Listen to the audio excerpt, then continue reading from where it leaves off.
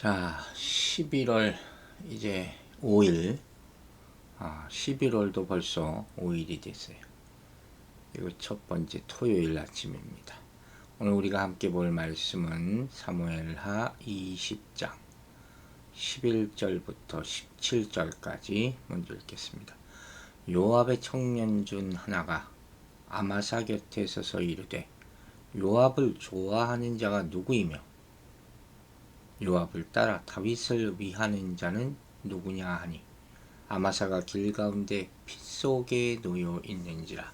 그 청년이 모든 백성이 서 있는 것을 보고 아마사를 큰 길에서부터 밭으로 옮겼으나 거기 이르는 자도 다 멈추어 서는 것을 보고 옷을 그 위에 덮으니라. 아마사를 큰 길에서 옮겨가매 사람들이 다 요압을 따라 비그리의 아들 세바를 뒤쫓아가니라. 세바가 이스라엘 모든 지파 가운데 두루 다녀서 아벨과 벤마아가와 베리몬 땅에 이르니 그 무리도 다 모여 그를 따르더라. 이에 그들이 벤마아가 아벨로 가서 세바를 세우고 그 성읍을 향한 지역 언덕 위로 토송을 쌓고 요압과 함께한 모든 백성이 성벽을 쳐서 헐고자 하더니 그 성읍에서 지혜로운 여인 한 사람이 외쳐 이르되 들을지어다 들을지어다 청하건대 너희는 요압에게 이르기를 이리로 가까이 오라 내가 네게 말하려 하노라 한다 하라. 요압이 그 여인에게 가까이 가니 여인이 이르되 당신이 요압이니까 하니 대답하되 그러하다 하니라. 여인이 그에게 이르되 여종의 말을 들으소서 하니 대답하되 들으니라 하니라. 아멘. 자, 어제도 이런 말을 했지만 성경을 읽다 보면 무슨 소리인지 모르겠는 스토리들이 있고 재미없는 스토리들이 있어요. 그러나 절대로 스킵하지 마시라고 제가 여러 차례 당부를 합니다. 왜? 모든 성경은 하나님의 말씀, 하나님의 성령으로 쓰여져 있다고 디모데후서 3장 16절에서 말하고 있기 때문에. 그죠? 이 말은 모든 성경 말씀에는 하나님의 뜻이 있어요. 지혜가 있단 말이에요. 의미가 있다는 거예요. 메시지가 있다는 거예요. 그래서 여러분들이 성경을 읽어가면서 이제 조금 교회를 다녔다면 처음에 재미있고 무슨 소리인지도 모르겠고 하다가 눈에 들어오는 단 한 가지의 단어라도 있을 때가 있단 말이에요. 거기 포커스를 맞추시라는 거예요. 조심할 것은 우리가 어렸을 때부터 오래전부터 들어왔던 교회에서 한 번이라도 설교를 통해서 들어왔던 말씀만 전부라고 생각하지 말라는 거예요. 그러니까 맨날 똑같은 구절만 읽고 다른 성경 구절이 어렵다고 맨날 얘기하는 거 아닙니까? 오늘 본문도 그러한 오리에 빠질 수가 있다 하는 것이죠. 그러니까 얼핏 보기에 11절부터 쭉 읽다 보면 도대체 이게 뭐하러 필요한가 이런 얘기를 내가 알아야 되나 할 수 있지만 그러다가 16절에 가서 누가 나와요? 지혜로운 여인 한 사람. 여기서 눈이 번쩍 띄어야 돼요. 그리고 마지막에 우리가 무슨 얘기를 할 건가? 과연 지혜로운 사람이란 누군가 하는 것을 우리가 교훈으로 얻게 될 것이다 하는 거예요. 그 답이 이 안에 있어요. 좀 더 다시 한번 생각을 가다듬고 성령의 도우심을 구하면서 이 말씀 보시기 바랍니다. 먼저 백그라운드를 다시 한번 생각해 보면 요압의 젊은 부하 중 한 사람이 아마사의 죽음 곁에 서서 무리에게 요압을 지지하는 사람과 다윗 쪽에 선 사람은 모두 요압을 따르라. 지금 이렇게 말하고 있는 거죠. 이 위기 상황이 뭐냐면 이 순간 가장 중요한 것은 세바를 신속히 추격하여 반란을 제압하는 일 아닙니까? 그러니까 일단 그 목적이 달성되자 요압은 자기가 다윗과 화해해야 할 입장에 놓였다고 느끼게 된 거죠. 자기도 이제 아는 거죠. 자기가 지금 다윗을 위해서 싸우는 것 같지만 사실 점점 코너에 몰려가고 있는 거예요. 그러면서 동시에 지금 또 하나의 문제가 뭐냐, 피투성이가 돼서 땅바닥에 나뒹굴며 쓰러져 있는 아마사의 문제를 빨리 해결해야 된다는 거죠. 그래서 요압은 자기가 신임하는 부하들 중 한 사람을 자리에 배치하고 마치 아마사는 다윗의 사업을 배반했기 때문에 살해되었고 이제는 요압이 다윗의 왕권을 확고하게 하기 위해서 반란군을 추격하는 일을 이끌고 있는 것처럼 떠들어대도록 한 거예요. 이 사람 전적으로 자기 자신만 아니만 위하는 사람이에요.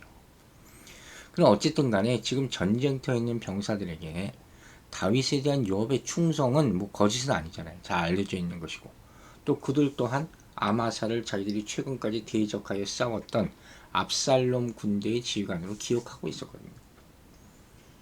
그러니까 이게 동시에 좀 갈등이 생길 수가 있는 문제 아닙니까? 근데 어쨌든 이 병사들은 아마사를 거의 신뢰하지 않았고, 따라서 그가 제거된 것은 당연히 좋아했을 거라는 거예요. 물론 요압이 아마사를 죽인 것은 경쟁자로서 그를 용납할 수 없어서 자기의 옛 지위를 유지하고자 결심했기 때문에 죽은 거지만, 그걸 지금 사실 감추고 있는 건 아닙니까? 사람들은 다는 알지 못하는 것이고. 그런 스토리란 말이에요.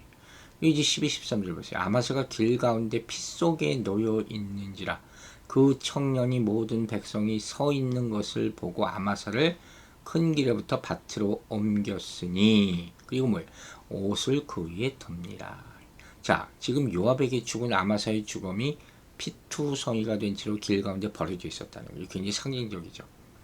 그러니까 젊은 부한 사람이 모든 백성이 그 자리에 앞에 시체 앞에 섰다는 거예요. 경의를 표하든지 아니면 누군가 확인하든지 어쨌든 그랬을 거 아닙니까? 그러자 이걸로 말미암아 무슨 논란이 생길 수 있으니까 지금 요압은 아마사의 죽음을 큰 길에서부터 들판으로 옮기게 만든 거죠. 근데 그것을 지나가는 병사들마다 또 멈춰서는 거예요. 그러니까 이제는 옷으로 죽음을 덮었다, 시체를 덮었다 하는 그 얘기란 말이에요. 그러니까 이 사람은 지금 아마사를 죽인 이 사실을 옷으로 가릴 수 있다고 생각한 거죠. 요 모습만 본다면 이거 어리석은 거죠. 그죠? 가인이 아벨을 죽이고 숨지 않습니까? 나뭇잎으로 자기 몸을 가리잖아요. 그죠? 다 이런 거예요. 아담도 마찬가지고. 여러분, 죄는 드러나게 돼 있어요. 하나님은 반드시 악한 자들의 범죄를 드러내십니다. 이 감출 수 없는 거예요. 어떤 자들의 죄는 먼저 드러나고 어떤 자들의 죄는 나중에 드러날 뿐이지, 죄의 삭은 사망이에요. 다윗은 그걸 너무 잘 아는 사람이고. 이 말씀 교회에 한번 적용해 봅시다. 이거 무서운 말씀이거든요. 교회는 은밀하게 자기의 죄를 숨기고 살아가는 자를 말씀으로 엄중히 처리해요. 이건 감추는 게 아니에요. 그럼 이건 덮는 게 아니에요. 이때 꼭 사랑으로 어쩌고 저쩌고 헛소리 하는 사람들이 있어요. 제가 이렇게 강하게 말하는 것은 이건 마귀 장난이에요. 이건 치리해야 되는 문제예요. 교회의 권위를 무시하고 자신의 유익을 위해서 죄를 범하는 자들은 절대 방관해서는 안 된다고 제가 얘기했어요. 일벌백계로 교회의 순결성을 지켜야 돼요. 이게 계속 놔두면 교회는 완전히 망가집니다. 영적 공동체가 될 수는 없는 거예요. 교회 안에서 저질러지는 불의한 행동, 이건 눈 감아주는 게 아니에요. 개인적인 유익을 얻기 위해서 아이고 난 몰라 이러면서 불의에 순응하여 산다? 그 죄책감 평생 갖고 살아가야 되는 거예요. 성도는 이 일을 말함으로 말미암아 고난을 받는 일이 생길지라도 불의에 대해서 분명한 태도를 반드시 나타내야 되는 거예요. 하나님은 아실 것 아닙니까? 하나님이 이걸 가만히 놔두시겠어요? 교회 안에 범죄가 일어났다. 죄의 경중에 따라 공정하게 처리하도록 교회에 요구해. 이게 안 되면 그 교회는 있을 필요가 없는 거예요. 자, 이제 14절을 봅니다. 스토리가 어떻게 전개되는지. 세바가 이스라엘 모든 지파 가운데 두루 다녀서 아벨과 벳마가와 베림 온 땅에 이르니 그 무리도 다 모여 그를 따르니라. 다윗의 왕권의 반기를 든 세바의 얘기하죠. 이 사람은 또 뭘 하고 있느냐? 이스라엘 모든 지파를 두루 다니면서 추종자들을 모아서 이런 땅 아벨, 벳마가, 베림 이런 땅들이 일어났다는 거예요. 아마 이곳은 이스라엘 북쪽에 있는 납달리 지파의 한 요새화된 성읍이었을 거라고 추측을 합니다. 열왕기 상하에 이런 지역이 좀 나오고 있어요. 요단강 상류 서쪽 한 야산이다 이렇게 설명하는 곳도 있고, 베리몬 땅에 하는 베리몬 땅. 그건 이것도 또 여러 가지 추측이 있지만 확실하지는 않은 것 같아요. 어쨌든 다윗은 세바가 이렇게 반란군을 모으는 것을 막으려고 아마사를 재촉한 것이고, 아마사가 지체하자 아비새에게 급하고 명령을 내렸지 않았습니까? 우리가 어제 보지 않았어요. 믿지 못하니까 더 이상. 분명히 세바는 이곳 북쪽 지역에서 힘을 모으고 있었다는 거죠. 따라서 그대로 내버려두면 곧 다윗의 군대를 대적해서 가공할 만한 투정을 전개할 수 있는 그런 입장에 놓였을 것이라는 거예요. 다윗은 군사적으로는 탁월한 사람이거든요. 금방 지금 어떻게 전쟁이 돌아가느냐를 보고 있는 것이죠. 15절 보세요. 이에 그들이 벤마가 아벨로 가서 세벌을 세우고 그 성읍을 향한 지역 언덕 위에 토성을 쌓고 요압과 함께 한 모든 백성이 성벽을 쳐서 헐고자 하니, 구약을 보면 전쟁에 대한 이야기를 나올 때 이렇게 전략적인 내용이 굉장히 많이 나와요. 그리고 충분히 재밌게 볼 수 있어요. 여러분, 제가 여러 차례 말했지만 저는 그 역사 드라마 하는 거 좋아한다 그랬잖아요. 그것이 성경을 보는데 도움이 될 때가 있어요. 전략하는 것이 뻔하거든요. 즉 여기서 보면 지금 군사령관 직위의 경쟁자였던 아마사를 제거하는 데 성공한 요압이 군대를 이끌고 세바가 있는 벳마가 아벨에 도착해서 성읍을 포위하는 장면이에요. 그래서 어떻게 합니까? 바깥 성벽의 높이와 맞먹는 토성을 쌓아 올리죠. 그래서 성벽을 쳐서 무너뜨리는 거예요. 옛날 전쟁사를 보면 이런 전쟁이 무지무지 많아요. 성벽이 높잖아요. 그러니까 그것과 맞먹을 정도로 거기 그 올라가려면 올라가다 다 뭐 화살에 맞아 죽고 돌에 떨어져 맞아 죽고 그러지 않습니까? 비슷한 높이를 더 높이 쌓여서 거기서 공격하는 거예요. 이게 공성전법이에요. 흔히 사용하다. 그래서 성벽에서 가장 약한 부분 거기를 공격하는 것이죠. 그러도록 공성태를 사용해서 막 큰 돌멩이 같은 거 던져서 성벽에 구멍을 내고 약한 곳으로 또 돌멩이를 던져서 무너뜨리고, 이렇게 하는 흔한 방법이라는 거예요. 그런데 16절에 제가 서두에서 말한 아주 중요한 포인트가 나옵니다. 자, 보세요. 그 성읍에서 지혜로운 여인 한 사람이 외쳐 이르되 들을지어다 들을지어다. 청하건대 너희는 요압에게 이르기를 이리로 가까이 오라. 내가 네게 말하려 하노라 한다 하라. 뜬금없는 것 같은 스토리에 나오지만 하나님이 예비한 사람이 분명히 알겠죠. 요압 군대 공격이 시작되자마자 벤마가 아벨 성읍의 한 지혜로운 여인이 요압의 병사들을 향해 외치면서 요압과 긴히 상의할 일이 있으니 그를 가까이 오게 해달라고 청합니다. 여러분 생각해 보세요.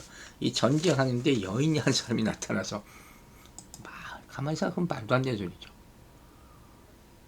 이 여인은 나름대로 왜 그랬을까요? 성벽이 금방 무너질 것 같고, 그럼 안에 있는 사람 다 죽잖아요. 급히 요압을 찾았다는 거예요. 어쨌든 간에. 그런데 우리가 주목할 만한 단어가 하나 나오죠. 뭐예요? 16절 보세요. 다시. 그 성읍에서 어떤 여인? 지혜로운 여인이에요. 그 16절의 스토리는 지혜로운 여인으로 시작해서 22절까지 지혜에 대한 언급으로 맞아요. 이걸 보라는 거예요. 지혜가 핵심이에요. 그녀가 지혜로운 여인이라는 공적인 명칭으로 성읍 사람들에게 불렸는지 아닌지 모르지만 어쨌든 간에 성경을 그렇게 쓰고 있잖아요. 그녀의 지혜가 사건이 진행되는 상황 속에서 계속 드러나고 있잖아요. 이걸 보라는 거예요. 먼저 이 여인은 뭐라고 합니까? 들을지어다 들을지어다. 이게 핵심이에요. 그러면서 위험을 무릅쓰고 전쟁에 바쁜 군사들의 관심을 모으는 거죠. 깜짝 놀랐겠죠. 웬 여자가 전쟁 사이에 끼어들어가지고 내 말을 들으시오. 그 당장 윤대 장관인 요압을 부른다는 거예요. 다시 여종의 말을 들으소서 하고 들으라는 말이 계속해서 반복돼서 하면 되죠. 여러분 들으라. 믿음은 들으면서 난다 그랬죠. 잠언을 보면 가장 많이 나오는 단어 중에 하나가 들으라예요. 지혜로운 자가 되는 예비 자격이 바로 남의 말을 듣는 데서 시작되는 거예요. 잊지 마세요. 하나님의 말씀을 들으라. 그죠? 또한 그녀는 여종이라는 단어를 사용해서 자신을 요압 앞에서 낮추어 겸손히 이야기하죠. 이제까지 본 바에 필수적인 거죠. 그죠? 또 그녀의 말에 요압이 내가 들으리라 대답합니다. 갑자기 분위기가 바뀌는 거죠. 그리고 17절에 요압이 그 여인에게 가까이 가니, 이게 놀라운 일이죠. 그리고 대화가 시작되는 거예요. 참 이건 정말 아무리 봐도 말도 안 되는 것 같아요. 그리고 요압의 신분을 오히려 여인이 물어봐요. 그리고 자기의 말에 귀를 기울여라 부탁하고, 그리고 요압이 그 여인이 말하는 것을 허락하고. 여러분 보세요. 20장에는 모두 11명의 여인이 나와요. 그중 10명, 다윗의 후군들, 그죠? 아무런 말도 하지 못해. 그럼 마지막에 나오는 여기 이 여인. 이 여인은 지혜로운 여인이에요. 그 말에는 설득력이 있다. 즉 여기서 말하는 이런 상황에서 지혜롭다는 것은 뭘 의미하냐. 자신이 속한 공동체의 난관을 타개할 대안을 생각해낼 수 있는 능력을 가지고 있다는 거. 이게 도무지 남의 말에 귀를 기울이지 않는 고집불통 같은 요압마저도 여기서는 그 지혜로운 여인의 말에 기꺼이 귀를 기울이지 않습니까? 이 놀라운 일이죠. 여러분, 이걸 우린 교훈으로 보는 거예요. 하나님은 교회를 어떻게 지키십니까? 우리를 통해서 지혜로운 충성된 일꾼을 세워서 지키는 거예요. 즉 아벨 성이 진멸당할 위기에 빠졌을 때 지혜로운 여인이 요압을 막아서지 않습니까? 이처럼 하나님은 교회가 위기에 빠졌을 때 충성스럽고 지혜로운 일꾼들을 보내셔서 교회를 지키게 하시는 거예요. 그러면 성도는 교회가 어려울 때 하나님께 지혜를 구해야 돼요. 부족한 능력이나 어려운 상황을 핑계하지 않아야 돼요. 그리고 교회가 무너지는 거는 내 몸이 무너지는 거예요. 제가 이런 비유를 요새 자주 씁니다. 어떤 사람이 병들어 있는 모습을 보면서 그게 교회의 모습으로 생각하고 기도해야 돼요. 결사적으로. 절대로 부정적인 마음을 가지면 안 되는 거예요. 기도하지 않으면 안 되는 거예요. 또 어떤 사람이 이런 어려운 모습을 보면 아주 냉소적으로 얘기해요. 비판적으로 보고 정죄까지 하고. 이거 정말 마귀가 하는 짓이에요. 어려운 상황이 있으면 어떻게 돼요? 더 적극적으로 나서서 애쓰고 희생하고 섬기고 기도해야죠. 그게 참된 성도의 모습이죠. 그냥 먼 발치로 바라보면서 어떻게 되겠지 아니면 이거 안 됐네. 이런 절대로 안 되는 거예요. 교회를 향한 하나님의 애끓는 마음을 여러분이 아십니까? 조금이라도 안다면 끝까지 기도해야 되는 거예요. 교회의 아픔을 자신의 아픔으로 받아들이고 애통하는 마음으로 기도하는 자가 참된 일꾼이에요. 에레미야 아시죠? 이스라엘 고통을 통곡하여 부르짖는 모습. 이 모습이 우리에게 필요한 모습이에요. 사랑하는 여러분, 하나님은 교회를 위해서 울며 기도하는 충성된 일꾼을 통해 교회를 세우실 것입니다. 우리 성도들이 이와 같은 지혜롭고 충성된 일꾼으로 교회를 지키고 세우게 되기를 주의 이름으로 축원합니다. 기도하겠습니다. 아버지 하나님 감사합니다. 한 주간의 삶을 돌아보면서 오늘 또 말씀에 깨지게 하여 주시고 깜짝 놀라는 마음으로 회개하게 하여 주시고 하나님이 주신 지혜로 이 교회를 세우고 자신을 세우고 가정을 세우고 직장을 세우는 성도들이 되게 하여 주시옵소서. 우리가 충성되다 하는 것이 무엇입니까? 우리 이기적인 모든 신앙 모습을 버리게 하여 주시고 자기 뜻대로 행하려고 옳다고 생각하는 잘못된 마음들 십자가에 못 박게 하여 주시고 진정으로 하나님이 원하시는 충성된 종의 모습으로 살아가서 섬기고 살리는 일을 감당하게 도와주시옵소서. 내일도 거룩한 주일을 맞게 됩니다. 하루하루 한 주 한 주 예배드리게 하심을 감사드립니다.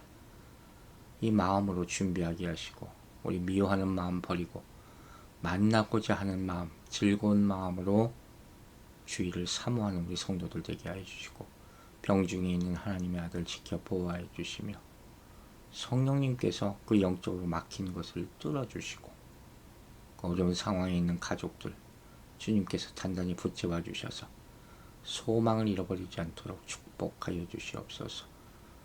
매 순간 하나님께 감사함의 영광 돌리는 우리 성도들 되길 바라며 또 하나님께 기도하고 응답 얻기를 바라는 모든 자에게 이미 응답 얻었음을 깨닫게 해주시는 지혜를 허락해 주시기를 간절히 원하며 감사드리며 우리를 구원하신 우리 구주 예수 그리스도의 이름으로 기도했습니다. 아멘.